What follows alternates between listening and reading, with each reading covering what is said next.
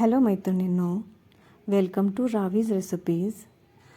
आजच्या रेसिपीमध्ये मी आंबट भात बनवणार आहे आणि त्यासाठी मी इथे कढईत 2 मोठे चमचे तेल घेतलेलं आहे. तेल गरम झाल्यावर त्यात 1 चमचा मोहरी, 8 ते 10 कढीपत्त्याची पानं आणि 2 मोठे चमचे हरभरा आणि उडीद डाळ घातलेला आहे आणि ह्या सर्व साहित्याला 1 मिनिट परतून घेतलेलं आहे. आंबट भातात जिरं नाही घालत, जर तुम्हाला आवडत असेल तर तुम्ही घालू शकता. त्यानंतर अर्धा चमचा हळद आणि 5 ते 6 लाल सुक्या मिरच्या घातलेल्या आहेत आणि त्यालाही 1 मिनिट परतून घेतलेला आहे.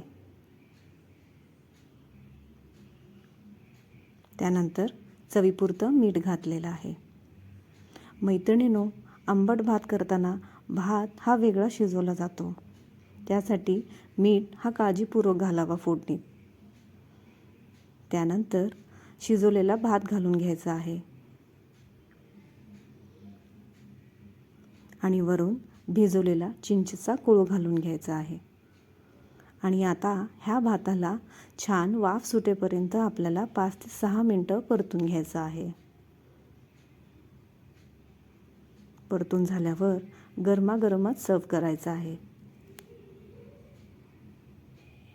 मैत्रिणींनो, माझे सगळे रेसिपीज तुम्हाला कसे वाटतात कमेंट करून नक्की सांगा आणि आजची रेसिपीज तुम्हाला कशी वाटली तेही सांगायला विसरू नका आणि लाईक सबस्क्राईब करायला विसरू नका.